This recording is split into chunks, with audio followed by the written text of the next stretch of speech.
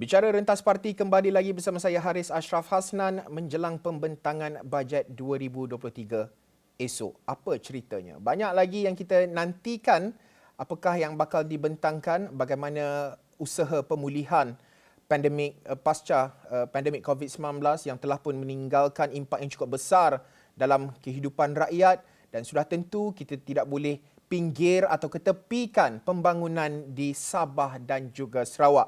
Dua individu penting bersama dengan saya menerusi virtual pada ketika ini adalah Ahli Parlimen Kota Belud, YB Isna Raisah Munirah Majlis dan juga Adun Layar dan juga yang juga Timbalan Menteri Belia Sukan dan Pembangunan Usahawan Sarawak, Datuk YB Datuk Gerard Rentap Jabu. Terima kasih kedua-dua panel bersama dengan saya pada petang ini. Pertama sekali bercakap soal pembangunan di Sabah dan juga Sarawak, kita tidak boleh kesampingkan isu pembangunan ekonomi terutamanya. Saya nak terus sahaja bersama dengan Datuk Gerard terlebih dahulu. Datuk, mungkin Datuk boleh ulas sedikit melihat kepada bagaimana pentingnya pembangunan ekonomi menerusi bajet 2023 dalam konteks negeri Sarawak, Datuk. Terima kasih Astro Wani dan juga Haris yang membawa kita ke program kita pada hari ini. Yang pertama, kita melihat selepas pandemik ini banyak yang mencabarlah untuk rakyat terutamanya dari segi pembangunan fizikal dan juga dari segi ekonomi mereka kerana banyak harga-harga barang yang telah naik. Itu yang paling penting, dan juga dari segi pembinaan harga-harga pun telah naik dan kita kekurangan pekerja-pekerja. Ini satu daripada masalah kita dan banyak projek kita yang lambat jadual. So kita mengharapkan dari segi bajet ini dapat mempertimbangkan lagi ataupun boleh merangsangkan lagi ekonomi kita dengan dengan fokus kepada barang-barang dan juga kepada kesejahteraan rakyat. Ini dalam semangat keluarga Malaysia lah, kita di Sabah dan Sarawak pun kita perlukan kepimpinan dan juga bantuan daripada kerajaan pusat. Ini bermakna kita memang mengharapkan satu bajet yang terbaiklah untuk kita semua, memandangkan Sabah dan Sarawak lebih besar dari semenanjung Malaysia. Betul ke YB tu? So kita mengharapkan kerajaan prihatin lah dan juga memberi tumpuan yang padu kepada kita ni. YB Isna Raisah, bercakap soal ekonomi juga, seolah-olah di Sabah dan Sarawak itu tidak ada ternakan lembu, tak ada ternakan ayam kerana harganya kalau kita bandingkan jurang ekonomi itu, terutama kalau kita cakap dalam konteks kos sara hidup, peningkatan ekonomi itu, seolah-olah macam tak semuanya perlu dibawa dari semenanjung itu, harganya terlalu mahal. YB Isna Raisah yang cukup lantang di Dewan Rakyat, pandangan berkenaan isu ini. Ya, saya setuju dengan apa yang Cik Haris perkatakan. Cuma kalau saya mungkin boleh lari sedikit daripada soalan Cik Haris. Saya berpendapat macam mana pun kita bercakap tentang jana ekonomi, jana ekonomi dan sebagainya, tapi ada empat perkara asas yang macam mana pun kita mau menaikkan ekonomi, membuat buka prasarana, tapi empat perkara asas yang kita tidak boleh tinggalkan adalah jalan raya, air, elektrik dan internet. Tanpa empat perkara asas ni, macam mana pun kita bercakap tentang prasarana, kita mau bercakap tentang perindustrian penternakan dan sebagainya, saya rasa susah untuk kita majukan ataupun kita ke depan kan, kalau masalah asas yang saya rasa Wabi Datuk Jalal memang sangat setuju dengan saya, sebab sering kali bila kita bercakap perkara ni, jangan cakap pasal bajet, malahan bahas kita di Raja, we always talk about pembangunan. MP Sabah dan MP Sarawak masih bercakap tentang pembangunan asas, saya rasa basic necessities yang akan menjana, yang boleh memungkinkan menjana ekonomi. Jadi pada saya, kalau Cik Haris bercakap tentang soal tadi, saya sangat setuju dengan apa yang YB Datuk cakap tentang kita bercakap tentang harga barang yang meningkat, kos pembinaan yang meningkat, itu sangat ketara dan sangat saya rasa lagi teruk kita rasai di Sabah dan Sarawak. Tapi saya suka juga untuk mengatakan bahawa pokok pangkal cerita, ya, pokok pangkal cerita dan permasalahan ini sebenarnya juga sangat apa orang bilang faktor adalah Ya. influence by these factors yang tadi 4 basic necessities inilah, Cik Haris. Datuk Gerard menyebut berkenaan dengan basic necessities terutama dalam konteks infrastruktur. Kita tahu apabila sesebuah negeri itu mempunyai infrastruktur yang baik, kehidupan rakyatnya itu jauh lebih baik, peluang pekerjaan akan meningkat, pelaburan akan masuk, pelabur akan lebih yakin apabila infrastruktur yang holistik itu ada menyokong perniagaan mereka, keyakinan mereka. Datuk Gerard melihat kepada infrastruktur terutamanya, kerana isu infrastruktur ini bertahun-tahun saya membuat liputan di Dewan Rakyat, isu sama seperti yang YB Isna Raisah sebutkan tadi tidak pernah selesai diutarakan oleh YB dari Sabah dan Sarawak. Datuk Gerard. Ya, memang betul kita seperti mana saya telah nyatakan tadi, negeri kita besar dan kita ini berbanding dengan Semenanjung memang kita banyak kekurangan. Ya. Cabaran lain adalah tempat penempatan kita di luar bandar tu memang jauh dan kalau tidak ada jalan, macam mana nak bawakan elektrik ataupun air ke kampung-kampung mereka ni. Oleh demikian kita mengharapkan lagi tumpuan daripada kalau bajet ni dapat memberi tumpuan dan memberi lebih banyak lagi kepada kita di Sabah dan Sarawak, dan kesejahteraan itu dirasai oleh semua. Oleh demikian ini kena adik-adik kita yang di sekolah pun semasa PKP dulu tak dapat belajar kerana tidak ada line internet. Macam mana, so this is cabaran yang besar untuk kita dan kita tidak mahu ketinggalan.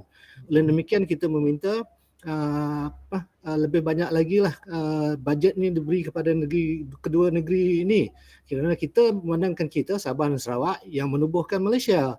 So dalam perjanjian MSC3 kita mesti diberikan tumpuan dan juga apa yang patut untuk kita sebagai sama-sama keluarga Malaysia, rakyat Malaysia juga.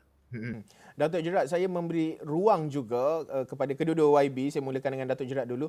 Turun ke lapangan, apa antara isu-isu utama yang diutarakan oleh penduduk? Sebagai YB sudah tentu pejabat DUN ataupun pejabat parlimen itu tidak pernah lekang dengan cerita dan juga aduan, berkongsi masalah rakyat dan sebagainya. Datuk Gerard, apa antara permasalahan kalau saya memberi ruang untuk berkongsi cerita di kawasan Datuk sendiri, apa isu-isu keutamaan yang patut diberi keutamaan?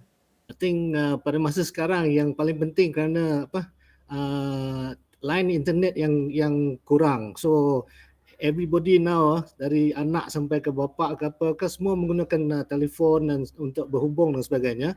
Kalau kita ketinggalan memang susah nak tempat sampai ada yang keluar gambar pun adik-adik kita yang naik atas pokok untuk mengambil peperiksaan dan sebagainya. Ini realiti sebenarnya dan kita meminta kalau dapat kita dipercepatkan. Saya tahu kerajaan Malaysia pun ada memberi program-program jendela dan sebagainya, tapi ini kurang dapat dinikmati oleh rakyat kita di Sarawak.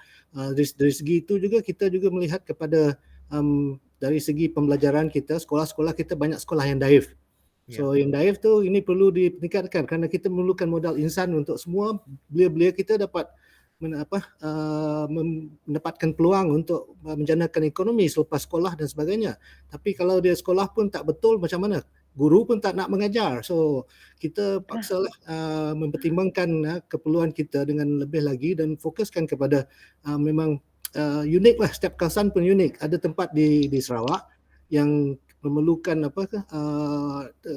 naiki bot dan sebagainya, sampaikan sekolah itu tumbang masuk sungai kerana dari segi erosion dan sebagainya. Ini realiti kita dan kita walaupun our population is smaller, tapi kita memerlukan semua juga. Kita nak sama setara juga dengan rakan-rakan kita, our brothers di Semenanjung juga. So kita mohonlah kalau dapat dipertimbangkan dan dalam in the spirit of the Malaysian Agreement ini perlu diberikan fokus dan mengembalikan baliklah ada hak-hak kita yang telah terhakis tu. Itu something that kita dapat memajukan lagi pembangunan kita di kawasan Sabah dan Sarawak. Ya.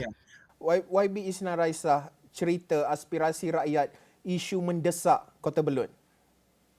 Saya kira saya, cerita ni lebih kurang sama macam mana yang kita, selalu bahaskan Hmm. dalam parlimen. Tapi suka untuk saya sebut apa yang terjadi, kemarin, maksud saya tu yesterday, di mana kami ada taklimat. Sorry ya Cik Haris, sebab benda ni saya rasa sangat penting, Hmm. di mana ini menjadi sebahagian daripada kata-kata dan, selalunya diajukan dan hasrat kami MP Sabah, MP Sarawak, sebab kemarin kami diberi taklimat tentang pertambahan peruntukan 35 kerusi Parlimen Sabah, kerusi Sabah dan Sarawak, di mana kedua-dua menteri mewakili daripada JPM Dr. Maximus Ongkili daripada Sabah dan juga Datuk Seri Wan Junaidi juga ada di situ, Menteri Undang-Undang, semua MP-MP termasuknya menteri daripada Persekutuan yang berasal daripada Sarawak diberikan taklimat itu. Dan sebenarnya kami kemarin semua sebulat suara bersetuju supaya kalau boleh kita minta kabinet. Sebab sekarang ni ura-ura untuk pemburuan parlimen sangat-sangat keras bunyi dia, sangat-sangat, orang bilang sampai ada yang mengatakan mungkin esok. Jadi kita mahu satu persetujuan daripada kerajaan persekutuan supaya kerajaan persekutuan kabinet bersetuju untuk cadangan ini, pertambahan 35% kerusi Sabah dan Sarawak. Kenapa saya cakap begini? Kerana apabila kita bercakap tentang soal pembangunan, soal bajet, ia bersangkut paut dengan pengagihan kerusi ya. Kenapa YB Datuk Jara tadi cakap tentang populasi kita banyak, sebab itu kita tekankan kemarin dalam taklimat seharusnya Sabah Sarawak dari segi bajet dan peruntukan harus melihat kepada keluasan wilayah kita. Wilayah Sabah besar, wilayah Sarawak pun besar, tetapi jangan kita pandang hanya kerana populasi kita sedikit kita menerima bajet yang sama sepanjang tahun. Macam mana kita mahu berdiri sama rata dengan wilayah semenanjung kalau bajet yang diperuntukkan itu kan sama saja. Jadi harusnya saya pernah bercakap perkara ini dalam parlimen, dalam bahasa saya, supaya bajet itu haruslah berlandaskan daripada keluasan seperti yang YB Datuk Jara cakap tadi, seperti diperuntukkan dalam MA 63. Itu adalah hak kita sama-sama menubuhkan Persekutuan Malaysia Sabah Sarawak. Jadi saya mengambil contoh rentetan kepada kemarin sebab kita sebulat suara supaya kerusi itu haruslah kabinet bersetuju untuk sebelum kalau Dewan Parlimen dibubarkan anytime, dan juga haruslah bajet ini berlandaskan dengan pertambahan kerusi itu supaya kita bercakap tentang apa? Sekolah daif. Cik Haris mau tahu kalau di Sabah biasanya pada tahun 2022 bajet 5.2 DE Development Expenditure 5.2 bilion. Kalau menurut data Sabah untuk membaiki sekolah daif saja seluruh Sabah 3 bilion kita perlukan. Jadi macam mana kita mau selesaikan masalah kalau peruntukan yang sama juga diberikan. Itu saya punya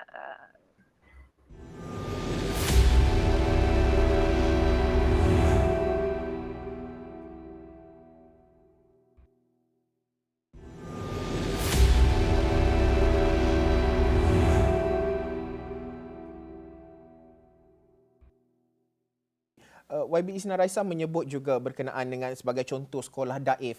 Lama sebelum peralihan kerajaan, sejak daripada selepas PRU dan sebagainya, setiap kali sesi pembentangan bajet, waktu perbahasan sama ada di peringkat dasar ataupun peringkat jawatankuasa, isu sekolah daif terutama di Sabah Sarawak ini tidak pernah selesai. Itu antara perkaranya. Pendidikan adalah teras utama melahirkan modal insan. Tetapi itu baru nak baiki sekolah daif. Belum lagi nak cerita berkenaan dengan pertambahan fasiliti. Nak ada jaringan internet yang lebih baik, saluran air bersih, elektrik, tidak lagi bergantung kepada genset dan sebagainya. Baiki sekolah daif sahaja 3 bilion. Tetapi bagaimana kita ingin melihat konteks kehadapan, kerana kita tidak mahu meletakkan bajet ini sebagai penanda aras ataupun sebab ianya pelan 1 tahun sahaja. Sedangkan kita mempunyai dasar-dasar yang banyak macam-macam dasar. Tetapi adakah pelaksanaan dasar itu dipantau mengikut timing dan sewajarnya? YB Isna Raisa. Saya setuju dengan apa yang Encik Haris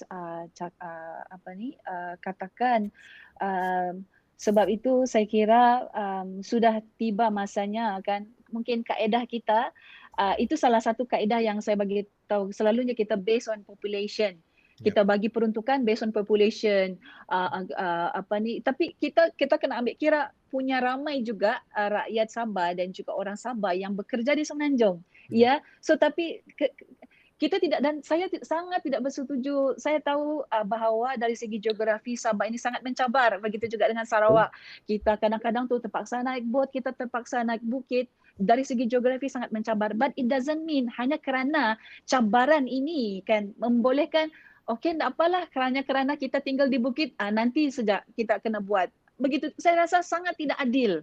Sangat tidak adil. Pada saya, it takes a political will untuk kita ubah perkara ini. Sepatutnya sudah tiba masanya, saya rasa kaedah yang macam hanya menganggap bahawa berdasarkan populasi. Saya rasa sudah lapuk ya. Sepatutnya kita tidak boleh gunakan ini. Macam mana kita mau, kalau kita bercakap tentang mau samakan tara antara wilayah Sabah, Sarawak dan juga Semenanjung, tapi kita menggunakan kaedah sama. Macam Encik Haris cakap tadi, sudah bertahun-tahun tapi tidak juga nampak kan dia punya ini, adalah nampak sikit tapi tidak apa. Kalau saya boleh pakai sedikit, ini sedikit data, kalau saya boleh bercakap tentang 52 bilion RM, 52 bilion untuk MRT3 Klang Valley. Tetapi untuk Sabah 5.2 bilion untuk kemudahan pelbagai infrastruktur. Saya rasa walaupun untuk kos 1 tahun kan, tadi YB Datuk banyak cakap mengenai bukan setakat sekolah kan YB, kita bercakap tentang pun air. Sekarang ini banyak kawan-kawan yang saya tidak tahu kalau saya ada peluang untuk membahas bajet ini minggu hadapan. Tetapi banyak kawan-kawan, ya betul, banyak kawan-kawan di sekitar Kota Kinabalu. Bayangkan Kota Kinabalu, iaitu bandar dan juga ibu kota Sabah ya. Banyak yang sudah komplain dengan saya, YB bolehkah bercakap tentang masalah air di Kota Kinabalu. Bayangkan Kota Kinabalu adalah ibu negeri. Kan sekarang ini kalau dulu masalah air masalah air ada lagi kena bagi warning, okey kita akan ada menghadapi masalah. Sekarang tiada sudah, memang hari-hari bermasalah. Jadi saya rasa kita kena banyak kita kena perbaiki keadaan, saya rasa dari segi kaedah pembahagian dan juga pada saya negeri juga ya harus memainkan peranan pada saya untuk kita sama-sama menggembling tenaga. Koordinasi juga saya rasa sangat perlu dalam hal ini dari segi persekutuan. Tapi saya sebagai Sabah, memang pada saya kita perlukan bajet yang diperlukan ini harus berdasarkan keluasan wilayah, bukannya populasi.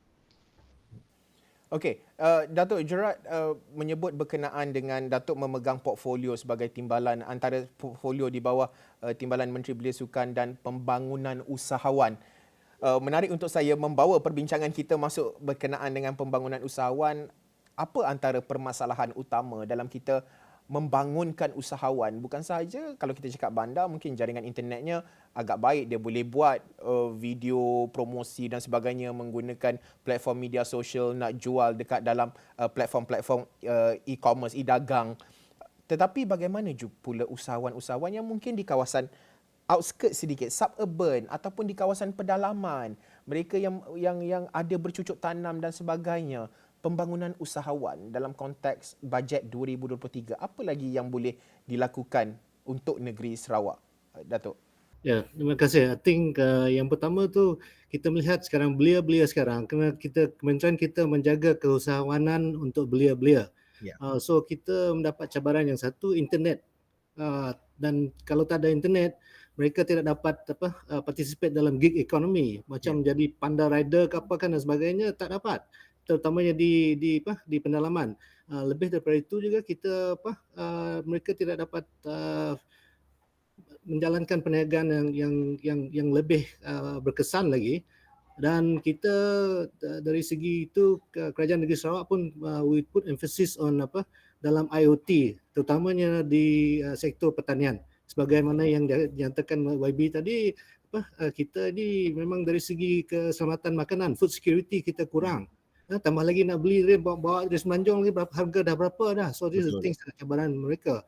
Dan dengan itu kita pun we are quite difficult for them to market ke tempat lain kerana transportation cost is very high.